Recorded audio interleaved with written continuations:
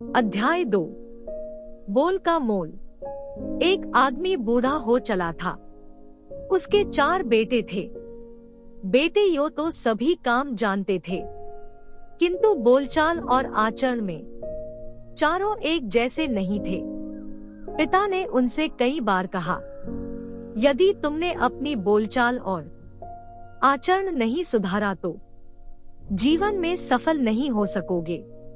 पर पिता की बात पर उन्होंने कभी ध्यान नहीं दिया।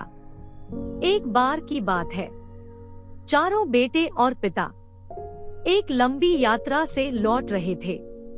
इस यात्रा के बीच उनके पास खाने पीने को कुछ भी न बचा था। पास में जो धन था वह भी खत्म हो चुका था। वे कई दिनों से भूखे थे। वे बस यही चाहते थे कि किसी तरह जल्दी से जल्दी अपने घर पहुंच जाए। पांचों एक जगह सड़क के किनारे विश्राम कर रहे थे। तभी एक व्यापारी अपनी बैलगाड़ी को हाँकता हुआ निकला। वह व्यापारी किसी मेले में जा रहा था।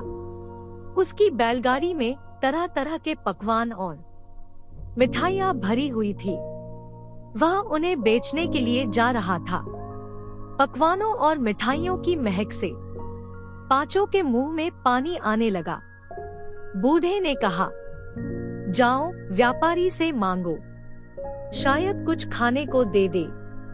पहला बेटा व्यापारी के पास गया, बोला, अरे ओ व्यापारी, इतना माल ले जा रहा है, थोड़ा मुझे दे, बहुत भूख लगी है। व्यापारी ने सोचा, कितना मूर्ख है, दूसरों से मांगते समय मीठी वाणी बोलनी चाहिए। अच्छा, यह जितनी कठोर वाणी बोल रहा है, इसे उतना ही कठोर पकवान दूंगा। यह सोचकर उसने एक सूखा पकवान उसे दे दिया। व्यापारी थोड़ी दूर ही गया कि दूसरा भाई उसके पास पहुंचा।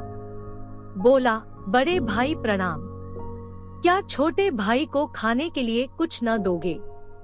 व्यापारी ने सोचा, इसने मुझे भाई कहा है, छोटे भाई को देना मेरा कर्तव्य है। उसने कहा, लो छोटे भाई, मिठाई खाओ। और उसने दोना भर कर मिठाई दे दी। अब तीसरा भाई व्यापारी के पास गया।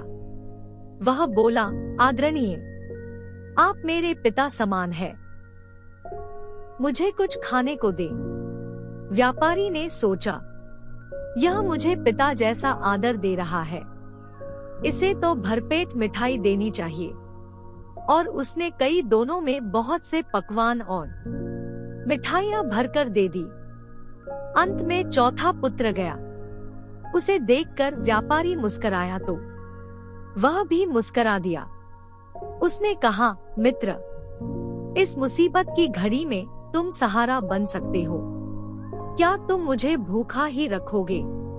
व्यापारी ने सोचा, मित्र पर लोग सब कुछ न्योछावर कर देते हैं, फिर यह मित्र तो मुसीबत में है, इसकी मदद करनी चाहिए। मेरा क्या, शहर जाकर और माल भर लाऊंगा।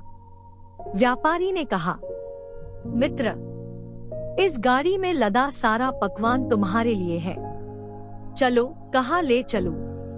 और वे दोनों वहां आ गए जहां पिता के साथ बाकी 3 बेटे बैठे थे। पिता ने उन सब से कहा, अब तुम सब अपनी अपनी मांगी हुई भोजन सामग्री की तुलना करो। जिसने जैसा बोला और आचरण किया, उसे वैसा ही मिला। क्या अब भी अपने बोल का मोल नहीं समझे?